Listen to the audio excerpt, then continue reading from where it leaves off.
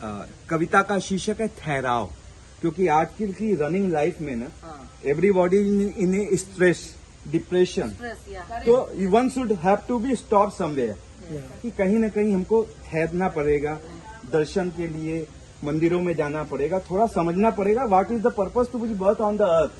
तो उसके ऊपर हमने लिखा ठहराव, कि जीवन की आपाधापी में थोड़ा ठहराव जरूरी है मैम, कि जीवन की आपाधापी में थोड़ा ठहराव जरूरी है, और टूटते बिखरते रिश्तों में अब जुड़ाव जरूरी है। जीवन की आपाधापी में थोड़ा ठहराव जरूरी है, और टूटते बिखरते रिश्तों में अब जुड़ाव जरूरी है। और कभी सोचा क्या हमने कि किस ऊंचाई को पाना है, कभी सोचा क्या हमने कि किस ऊंचाई को पाना है, कहाँ तक हद है मेरी और कहाँ तक हमें जाना है।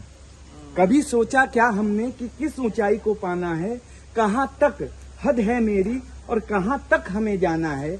अच्छे बुरे संस्कारों का अब चुनाव जरूरी है, जीवन की आपाधापी में थोड़ा ठहराव जरूरी है।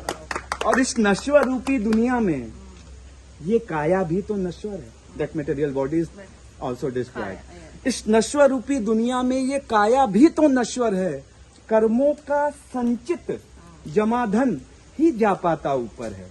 Your cumulative karmas is going to there. कर्मों का संचित जमाधन ही जा पाता ऊपर है, और मनुष्य तन मिला सेवा को तो सर्व।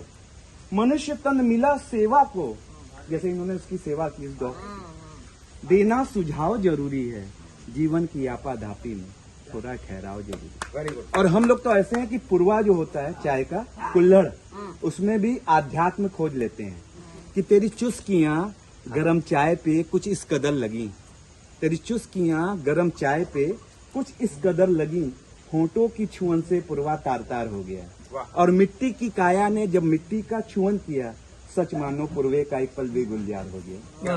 क्या बात है।